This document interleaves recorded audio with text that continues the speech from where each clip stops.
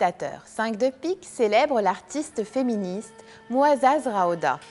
Ses sculptures en bois, en marbre ou en terre traduisent le mystère de la vie, nourrie par mère nature.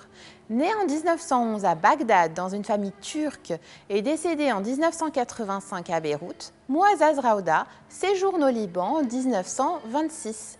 Elle y rencontre son futur mari, le docteur Youssef Raouda, et demeure à Beyrouth. Sa belle-sœur n'est autre que l'artiste Salwa Raouda Chouker, à qui nous avions déjà consacré un épisode. Âgée de la cinquantaine, Muazzaz Raouda prend des cours dans l'atelier de Mustapha Farouk, qui l'encourage à rejoindre l'Alba. Après une formation de 3 ans, elle se spécialise en discontinu durant près d'une décennie.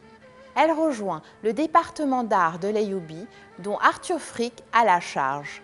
Sur les recommandations du célèbre peintre, elle se consacre à la sculpture. En 1960, elle poursuit sa formation à Paris. Elle tient sa première exposition au Liban, à l'Ayyoubi, en 1963.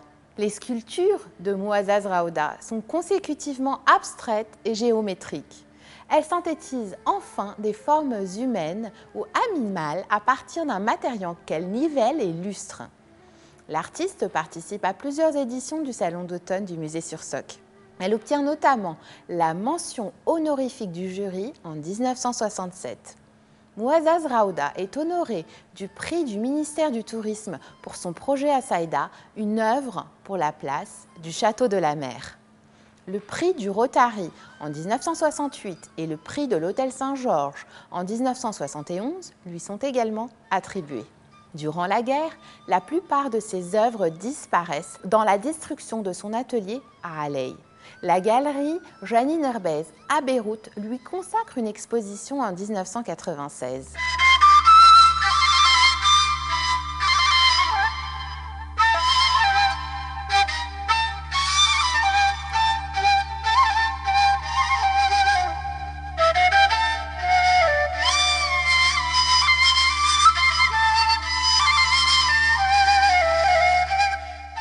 Cinq de pique vous présente l'œuvre Tanit, réalisée par Muazzaz Raouda dans les années 70. La sculpture en marbre appartient à la collection privée de Shermine et Souel Boulos, Shermine étant la fille unique de l'artiste.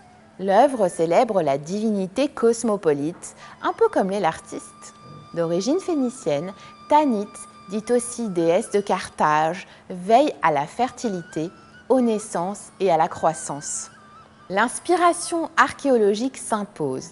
On pense aux extraordinaires figurines caractéristiques de la civilisation des Cyclades du 3e millénaire avant Jésus-Christ.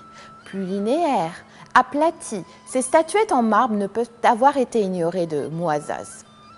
Depuis la plus haute antiquité, les déesses mères ont été représentées avec une rigueur géométrique qui fut abandonnée progressivement au cours des âges, travaillant les formes pour se rapprocher de l'anatomie réelle jusqu'à aboutir au miracle grec. Le retour aux sources des arts premiers si longtemps oubliés est ici manifeste, représenté sous la forme de 2 personnages identiques dont il faut symboliquement décoder la parité stylisée, brillants, lisses, ronds. Ils sont dotés d'une finesse qui tranche avec la taille directe, définitive. Cette technique est une attaque violente qui exalte le marbre et nécessite une force réelle physique. La taille directe résulte donc d'une lutte. Elle exige une maîtrise parfaite. Cette construction animée, rythmée, inscrite dans l'héritage de Henry Moore, place l'œuvre dans l'espace. Elle la plonge dans l'acte sensoriel du toucher, au cœur des thèmes historiques et folkloriques chers au cœur de l'artiste. L'œuvre, basée sur un socle académique solide, se libère des codes classiques. Elle s'engage vers l'abstraction transcendantale, à l'image de Muazzaz Raouda qui s'émancipe de son statut de femme, d'épouse, de mère, qu'elle est par ailleurs, pour embrasser une carrière qui reste exceptionnelle à cette époque. La dualité de son caractère semble ici expliquer la duplication de la divinité. Rendez-vous la semaine prochaine à la même heure pour partager 5 de pique, coproduction de la Fondation RAM et de Télé Liban consacrée à l'art, théâtre d'expérimentation des mutations sociales.